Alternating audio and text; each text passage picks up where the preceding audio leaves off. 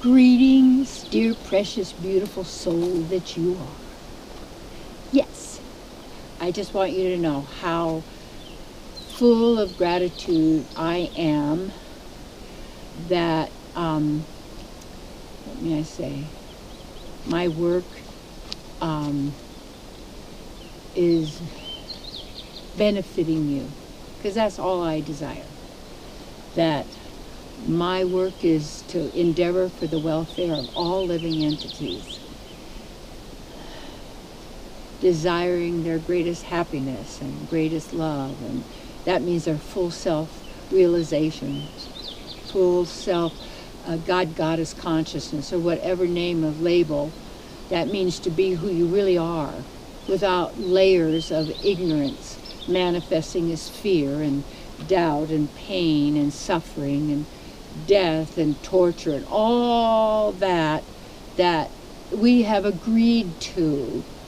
And the key here is be still and be strong. That's the topic. Be still and be strong. And what happens is when we're constantly reacting to what's going on, what we're hearing, what people are telling us, what we're reading, what we're seeing, and especially in the electronic media and such, because there's so much influence that can be there through these pixels and the energy that is coming forth. So when you're reacting, you are feeding the beast or the machine. You're feeding the suffering machine. And people are only suffering because of the mind. And that meaning that our judgment of something, our analyzation of it, our saying what it is, it's just like someone will say, this was a chance of a lifetime. What does that mean? You mean you think you live in in a year, there's a meat stick and falls over, it's gone, and that's it? Not. You are eternity. See, people are suffering from a poor fund of knowledge. And that poor fund of the knowledge and the knowingness and the beingness of who we really are. And you want to practice being still. And you could using your breath is really good, because that's so keeping you centered.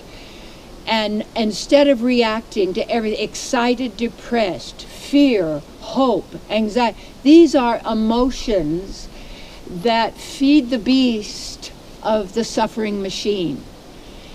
And that is generated then through the mind, and then what happens is we're then calling the shots, because we're saying what it is, and we're affirming the lack and limitation, because, well, after all, that's the results. Well, that's the past, you see. And so then the past is creating the future, and the future is creating the past, and we're limited and actually caught in the loop of infinity. It's in the finite realm repetitively.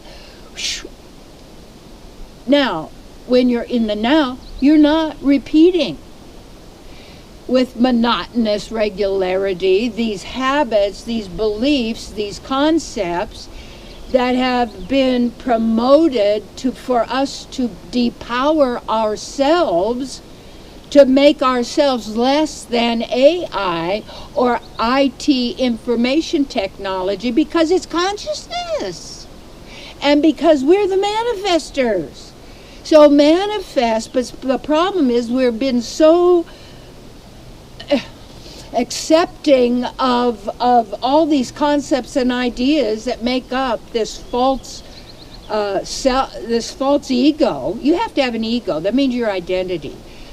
Identify with the divine, the greatness of who you are.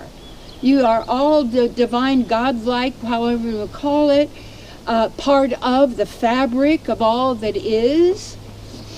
And a personal, each of us has our own God, our own divine being with us, who is, and we're all then already together and unified. Let's acknowledge it, recognize it, and be endeavoring for the welfare of all living entities that you desire that for them. Now, what happens, they say, well, some people like being, they're happy when other people are suffering. Well, that may be a different species. See, and we start to notice where this alien influence, that means that's not us, divine, comes from, and it's in the mind. It's an infection. It's like a virus, but a real big-time virus that eats consciousness, eats away, but you can never be destroyed, you see. And what it does, so this virus or that itself, and it keeps us focusing out there in the realm of hope that it's going to get better so that I can feel better, and this is going to happen so I'll be okay. This is going to ba-ba-ba-ba. That isn't you.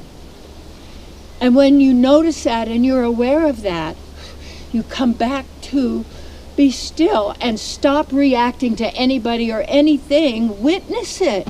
Observe it. And by being there, and with that, you will always know exactly what to do in the moment that you need to do it. Because, and people say, well, then you've given your power to the divine. No, my power comes from the divine. I am part of that, and then when I know that, I am being sourced by and even if you want to make it up, I'm choosing my God to be magnificent. Loves and adores me and you, and we all are, and that's what's real and true. And you've been taught that's not. It's war, it's conflict, it's this is the humans are mean, and no, this is a lie. Whew. Be still and be powerful.